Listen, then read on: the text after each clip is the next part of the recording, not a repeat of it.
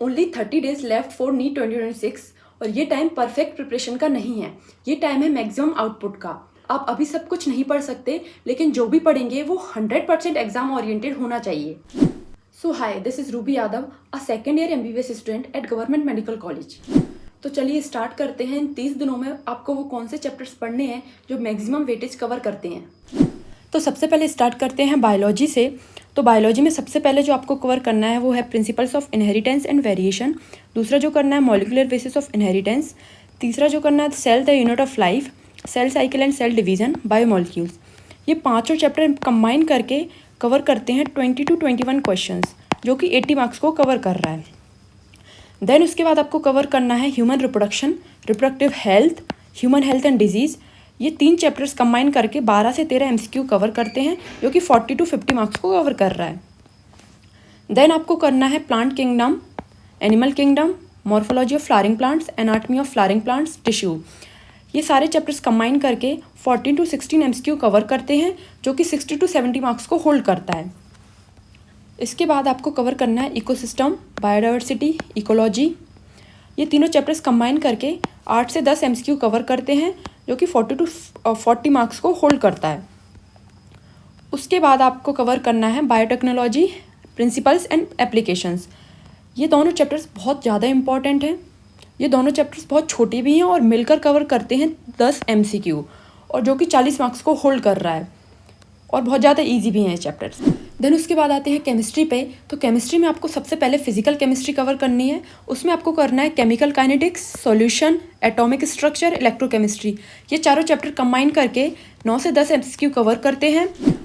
Physical chemistry में सबसे पहले आपको ध्यान रखना है कि आपको इसमें फॉर्मूला मैप बनाने हैं, PYQ सॉल्व करने हैं, और minimum per day 30 numerical solve करने ही करने हैं। देन उसके बाद आते हैं हम इनऑर्गेनिक केमिस्ट्री पे।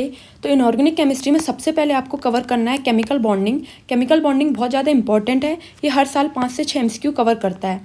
देन उसके बाद आपको कवर करना है coordination compound, D and F block element. ये दोनों चैप्टर्स कंबाइन करके 8 से 9 MCQ कवर करते हैं। देन इसके बाद आपको कवर करना है पीरियोडिक टेबल। पीरियोडिक टेबल हर साल 4 से 5 MCQ कवर करता है।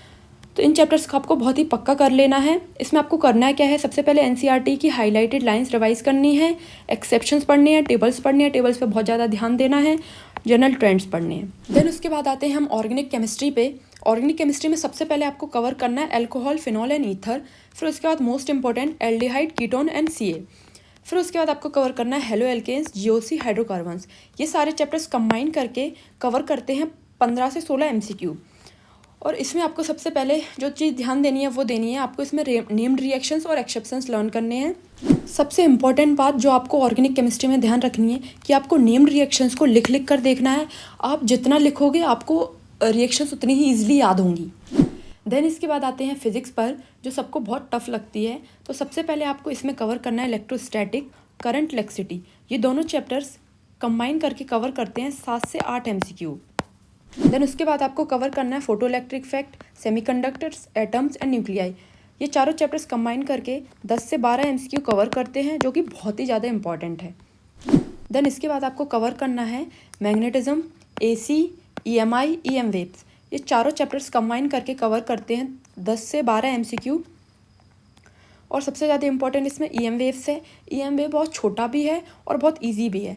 इसमें सिर्फ आपको 5 से 6 फार्मूलाज याद करने हैं और आपसे सारे क्वेश्चन सॉल्व हो जाते हैं। तो EM वेव से बहुत ज़्यादा ध्यान देना है।